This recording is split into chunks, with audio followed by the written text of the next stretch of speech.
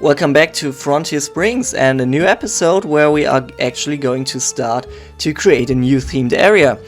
And I wanted to do something completely different to everything I've done before in this series, which is kinda stupid and completely ruins the DNA of Frontier Springs. Theme parks tend to have at least one weird decision during their existence, so this area is going to be my weird decision.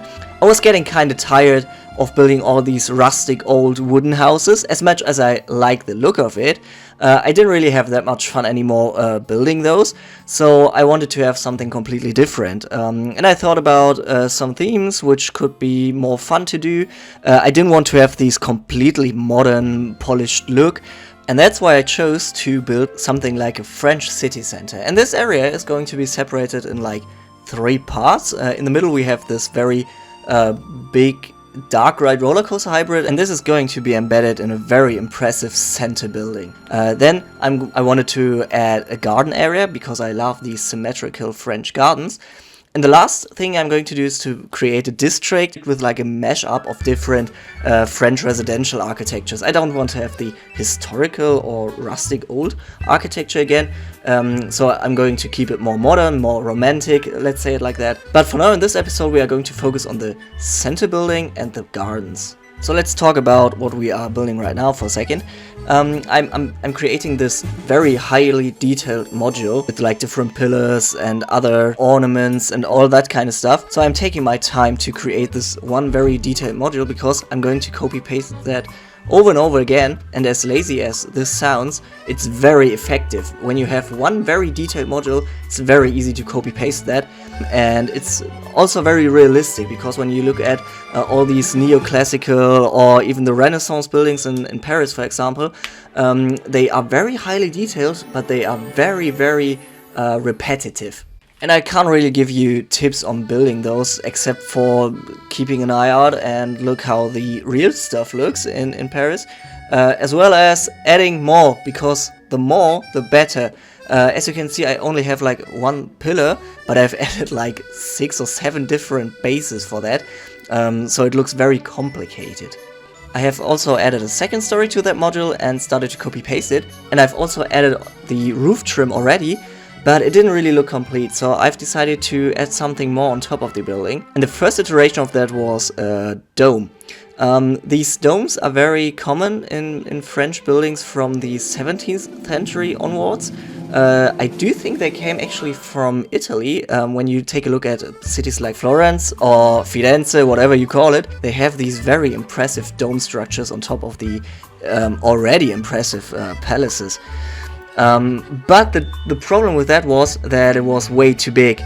You could see the dome from the entire park. It was possible to see the dome from the park entrance, and I didn't really want to have that. And I also want to keep the areas separated from each other. Not perfectly separated, which is common for Disney and Universal, but at least I wanted to try it. But nonetheless, I've decided to complete the building.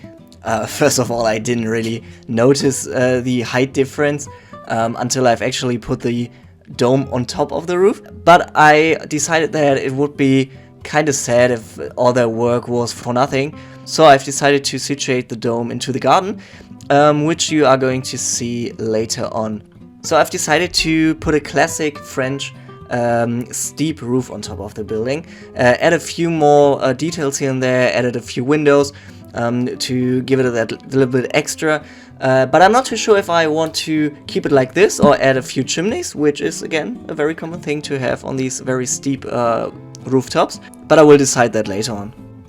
So let's jump to the garden area. I just want to keep this episode quite short because we are going to add a real-time part again to the end of the video, so stay tuned if you want to see that. As you can see, I've put the dome structure in the middle of the garden, so it acts like a centerpiece.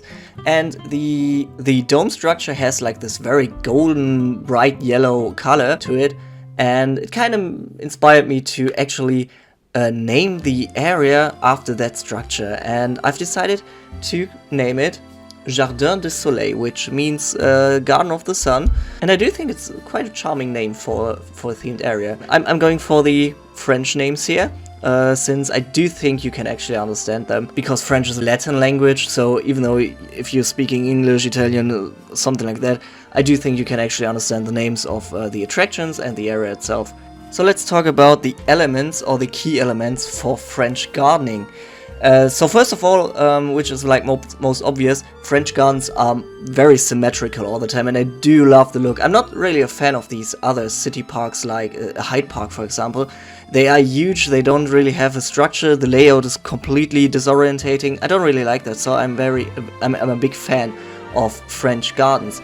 I've actually visited Paris last year, and I was a big fan of the Jardin de Luxembourg, because it was like, it had such a nice vibe to it. It was very bright, it has nice plantings, it's very simplistic but so effective, and that's like the biggest inspiration for my garden. So most of the time you have like these very narrow and neat and straight pathways made with like gravel path, and you have flower beds around it. Sometimes I'm going to incorporate that as well.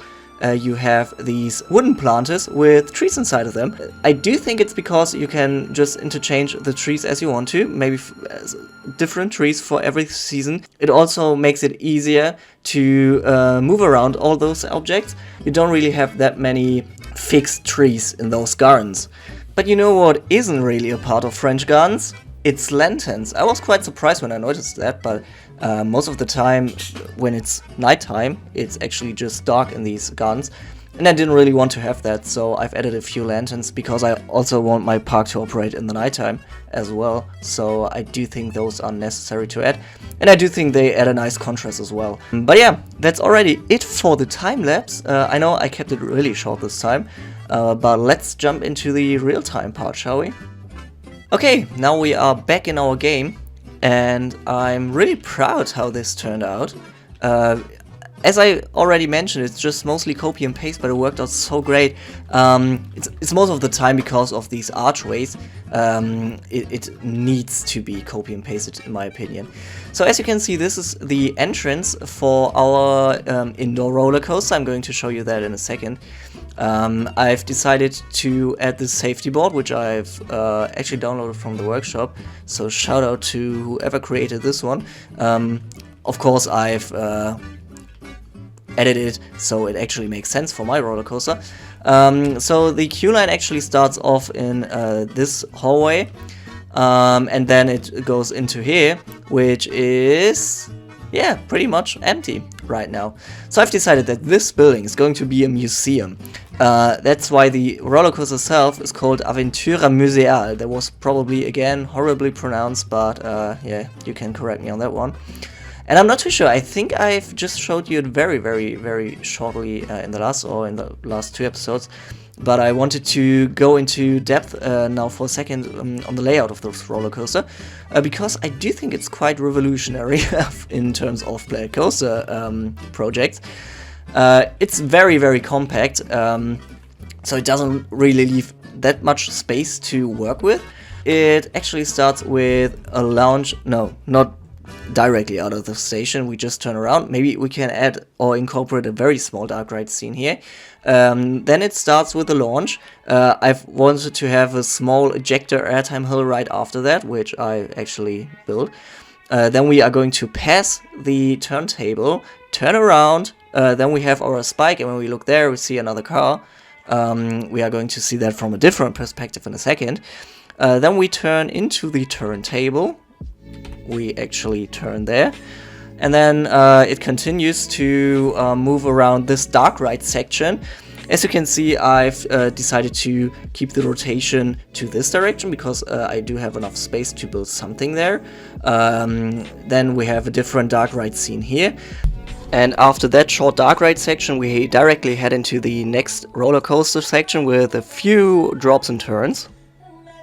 Then we are going to enter another dark ride scene just after this very short roller coaster part again. And that's the part where we see the different, or the other car again. Then we are going to launch upwards for a second, go into our last drop, again go into a small airtime moment, and then hit the brakes with a bang. It's a very sudden brake. And yeah, that's already it. So we are going to add another dark ride scene to end the ride. And that's it. It's not the longest, but it's quite a complex ride. And I am pretty proud to have it in that very, very compact space. It's not themed at all from this perspective, but that makes it realistic again. It's just themed from the areas where I want you to see it. Okay, so let's talk about the garden for a second. This one is new. I added this pavilion on top of the, or around the merry-go-round.